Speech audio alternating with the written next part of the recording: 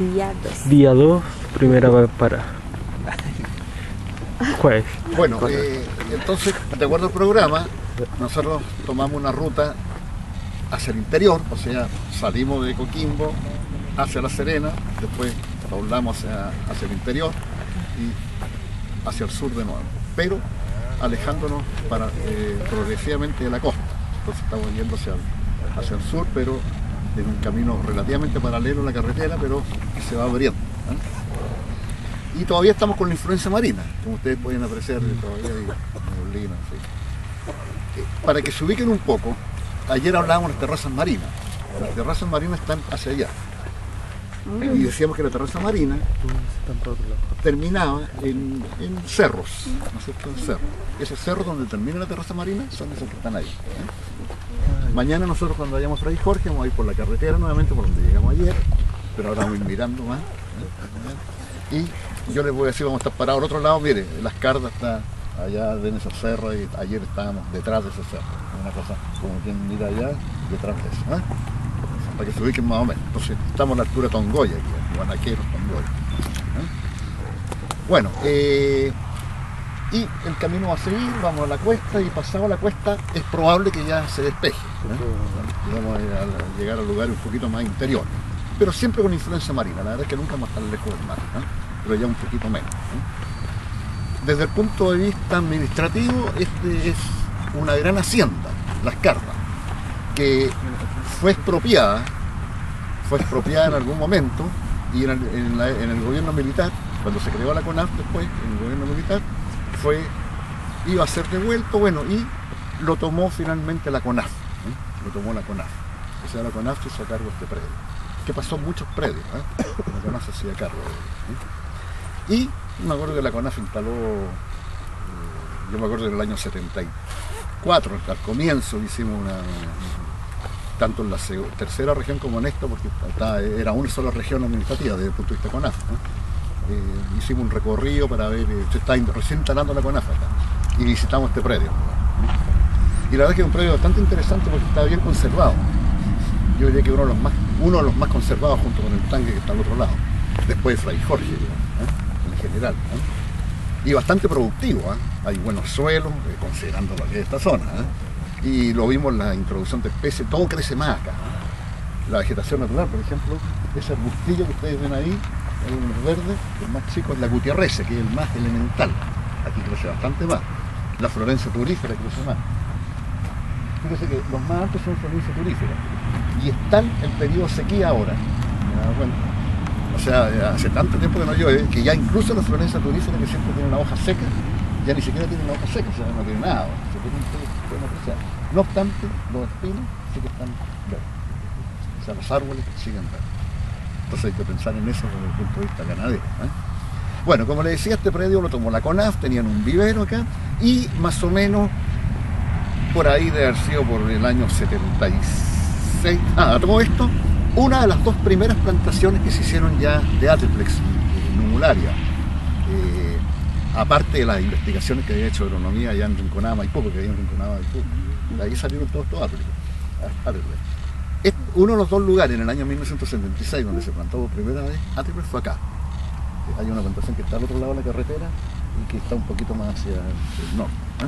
De ese lado, ¿eh? Junto con el Mollar, que es un predio que está camino Illapel, los que fueron a Illapel, antes de subir la cuesta Caballonel, a mano hacia el sur, ahí está el Mollar.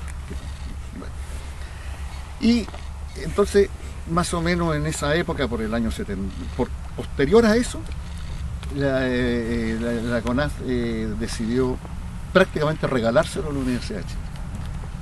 Se lo regaló el predio.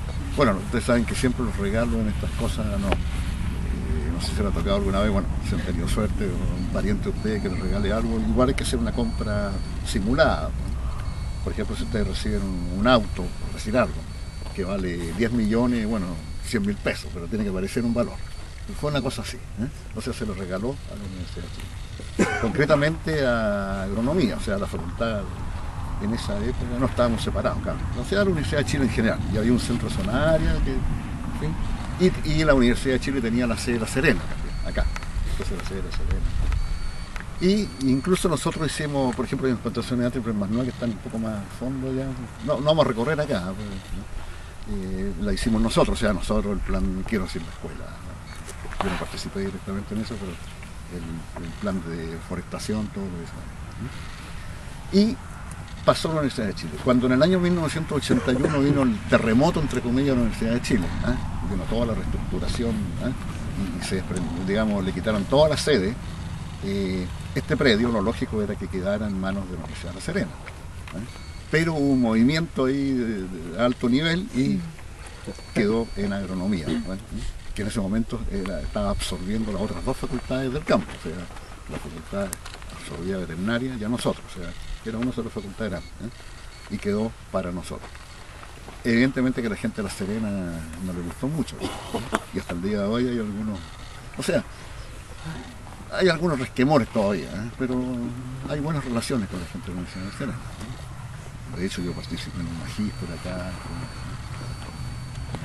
no hay problema, pero siempre hubo eso de que, pucha, ¿por qué no quedó? Era lo lógico, que era la Universidad de La Serena, pero quedó para... Entonces, esto la administra Agronomía, y siempre nos han pedido una colaboración a nosotros, en fin, y todas las facilidades. No había mucho interés en la gente allá de forestar, porque no hay mucha plata acá, no hay mucha plata, o sea, para hacer investigaciones, en fin. Pero hay muchas algunas cosas. Por ejemplo, bueno, las casas que están ahí, hay una casa que del administrador, esa se compró con la venta de unos eucaliptus glóbulos, porque hay varios mosquitos eucaliptus glóbulos por ahí, que se benefician del agua subterránea que está acá. Aún así tienen foracán. Y con la venta de algunos de esos bosquetes, que me acuerdo que Iván Gres con un grupo de alumnos hicieron todo el inventario, en fin, se compró la casa ahí, el plan de forestación para el Atriplex. Y yo hice ensayos el espino, ¿se acuerdan que les mostré en intervenciones de espino a diferentes alturas? En fin, están por allá más o menos, antes del cerro allá. Después, hace poco, el Guayacán, en Caicedo. Caicedo es una quebrada que está hacia el interior allá, que es la más productiva. También con Guayacán, acá. Ahora, el predio este, el objetivo es un predio que tiene como 7.000 y tantas hectáreas, más o menos, que llega... toda la alta cumbre allá es el límite, el tanque sigue hacia el otro lado y llega hasta las cargas. Y después da la vuelta y hasta la punta del cerro acá. Al otro lado, Andacollo está un poquito más hacia el norte, ya hay una comunidad agrícola que se llama Caldera y Damas, donde nosotros hemos hecho también, tenemos unos ensayos de Guayacán, más seco todavía, más hacia el interior. Hay una parte de allá de Achachilao, donde está la estación de las Cardas, porque había unos ocupantes todavía. La Universidad de Chile es muy fácil, está todo medio diluido así, es una organización compleja, que hay una serie de encargados de todas las cosas. Es muy fácil, se metía gente y al final, por un asunto, ya no me acuerdo del gobierno de Elwin, creo que fue, se le entregó, o sea, se compró todo un sector que está allá cerca de las cargas, de la cuesta de las cargas, a unos ocupantes, para no crear más problemas. Pero igual siguen habiendo ocupantes, porque por ejemplo para Caicedo, al lado de acá, hay otro ocupante. O sea, todas las casas que se ven, no estas de acá evidentemente, pero las que están más allá son de ocupantes. Sí, pero ahí está. Bueno. La idea de este predio, que es un predio para manejo de cabras, o sea, un predio modelo. Y de hecho salió una serie de investigación acá. Hay una estación experimental que está por allá, donde están, yo les mostraba unas fotos de la jojoa con riego, de unas cactáceas, el jardín más grande que hay en el mundo de Atriplex, está acá. Hay un vivero grande, un vivero parecido a los del sur de pino que ustedes han visto, son más sofisticados y unos igual pero más chiquititos acá, también. Varias cosas. Y como le digo, para cabras. Por ejemplo, acá una persona de agronomía, que el marido de la Mariela Venegas, no sé si lo ubican ustedes, la Mariela, no sé si el marido de ella, que bueno, se jubiló el marido, él hizo todos unos estudios para queso de cabra, y de hecho había todo hay un plantel de cabra, y por ahí arriba hay digamos, toda la unidad productiva de queso cabra. Fueron los primeros lugares acá donde se hizo queso cabra certificado. Pero igual, o sea, aquí se maneja un plantel de cabra, digamos, interior, pero también se meten de afuera, como el lugar está más... De hecho, cuando teníamos un proyecto de espino, teníamos que pagarle a una persona que recorriera a caballo para que no se metieran las cabras, en fin. De hecho, la mayor parte de las fotos que yo les mostré, que están las cabras que están en dos patas y equilibrándose, son cabras de afuera, no son de acá. Bueno, esa es más o menos la idea del predio. Ahora bien, dentro forestal, aparte de lo que yo les decía, lo que yo les quería mostrar más concretamente acá, nosotros tuvimos un proyecto de introducción de especies con el CONAF, que duró entre el año 1981 hasta, se plantó hasta el 86, y duró hasta el, digamos, ahí se plantó y se evaluó, la última evaluación fue en 1998, de lo cual hay un informe. Esta es la bibliografía de ustedes, hay que ver el detalle, ¿no? Y una de las parcelas que se instalaron fue acá, eran 4 parcelas más en esta región y había 4 más en la tercera también, pero al final se terminó de evaluar la cuarta. Introducción de especies que era con finalidades, especies fundamentalmente para solucionar los principales problemas sociales, combustible y forraje para los animales, y algunas, si tenían otro uso, mejor. Entonces se eligieron especies con toda una metodología ahí de ver unidades homólogas de afuera del mundo, de lugares parecidos a Chile, se trajo Sevilla. Toda la parte operativa la hacía la CONAF, nosotros hacíamos solamente la parte de estudio, instalación, digamos, programar la instalación, pero todos los controles, todos los hacíamos en conjunto. Y este era uno de los lugares. Ahora, aquí se plantó, se preparó el suelo en forma muy simple, con hoyo simple, nada más, y en realidad aquí se plantó un año nomás, este es un ensayo más chico, porque el tanque, por ejemplo, que está al otro lado es mucho más grande, porque se plantaron varios años seguidos, se iba repitiendo. Y el diseño en general es completamente aleatorizado, con 3 repeticiones y unidades de 49 individuos. ¿Por qué 49 y no 50? Bueno, muy fácil, 7 por 7, 49, ¿no? 7 por 7. Entonces, se repiten las unidades. Ahora, el aspecto que ustedes ven, esto se terminó el asunto y como todos los proyectos, bueno, en ese momento tenía plata la CONAF, se hizo y ahí quedó. O sea, no se ha hecho absolutamente nada más. Yo lo muestro, pero no hay ninguna intervención, por eso que ustedes lo ven medio desolado el asunto. Bueno, peor con la sequía ahora. Y hablé con la administradora acá, que es ingeniera agrónoma de la facultad, y me decía que por el problema de la sequía creo que habían metido cabras, que se habían comido las acacias salinas, que son más allá, todo lo que se pueden comer. Así que está medio desolado. Ustedes nuevamente pueden apreciar la sequía de los arbustos. Ni siquiera, la florencia ni siquiera está con la hoja seca ya. Porque hace tiempo que no llueve. Entonces tenemos este ensayo. Yo quería mostrarle varias especies que son interesantes de acá. Y el Instituto Forestal también tiene, del cerco para allá, que nos vamos a pasar a mirar de afuera, tiene uno de los eucaliptos que ellos han desarrollado como especie interesante, que es el Cladocalix, el eucalipto Cladocalix. Porque tenemos el glóbulo, ¿no es cierto?, que es el mejor en cuanto a desarrollo, el Camaldulensis, que no es tan bueno, que lo veíamos ayer, que aquí lo vemos también en el más alto, siempre sobresale, y el Cladocalix es como un intermedio, es tan más resistente a la sequía que este, pero con mejor forma. Eso es interesante. Pero ellos lo tienen con riego, cosa que nosotros no hicimos acá. Cuando nosotros hicimos este ensayo, todo secano, sin nada de riego, nada. Era impensable. Eso ya está con riego. Así que, bueno, esa es la visión general. No sé si hay alguna pregunta en la parte general, más o menos. Entonces, si queremos a ver, ahora, aquí había un eucalipto, por ejemplo, este es el Salmonofloya, por lo que me acuerdo, no tengo el croquis acá. Salmonofloya porque tiene la corteza media de color salmón, cuando se ve bien, porque ahora, bueno, son los ejemplares sobrevivientes, como le digo, pero aquí nunca se regó. Le digo, aquí, los espacios que hay, se murieron las plantas, o sea, porque aquí se evalúa sobrevivencia y desarrollo.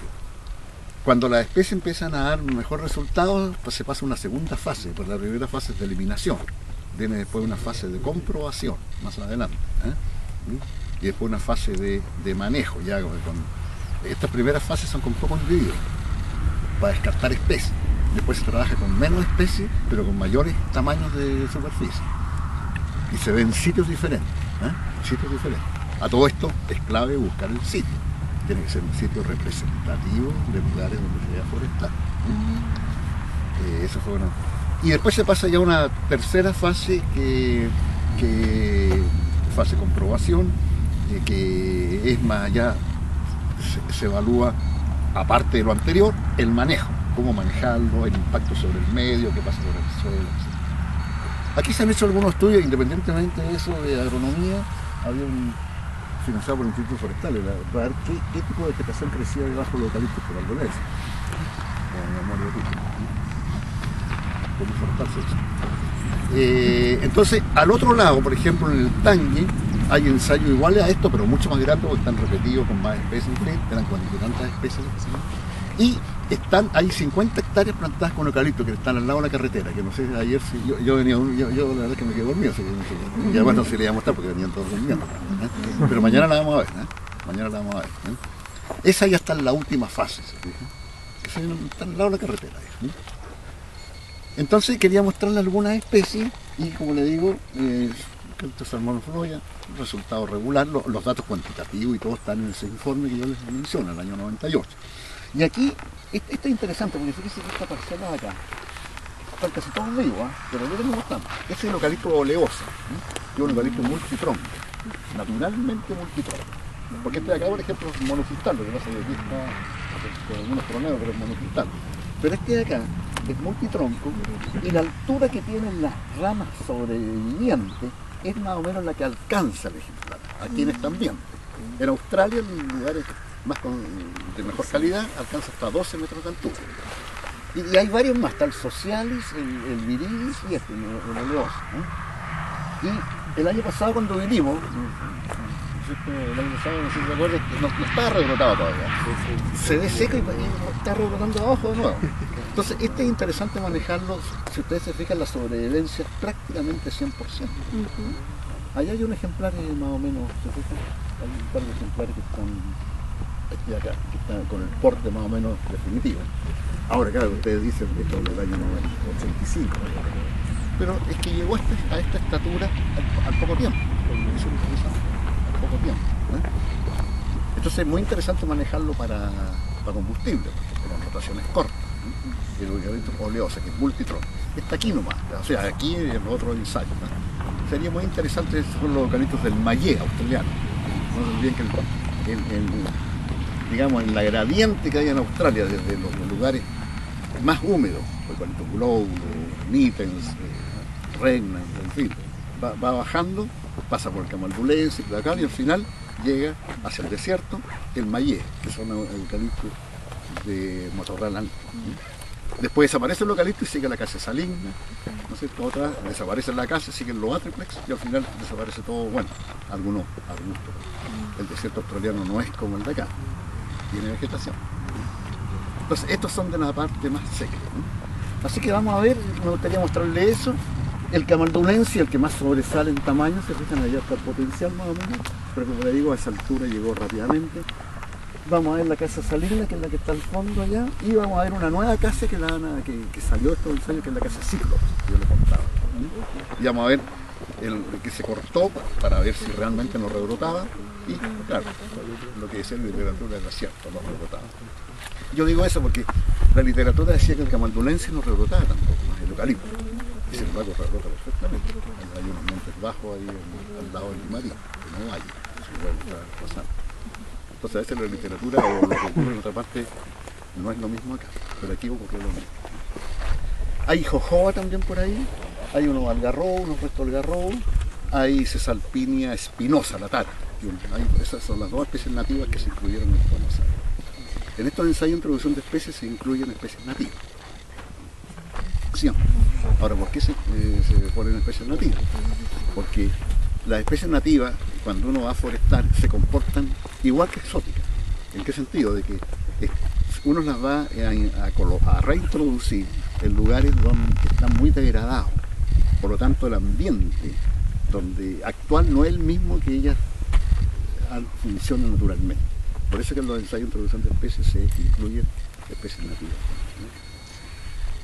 Y en la práctica, de hecho, no son las que se comportan mejor.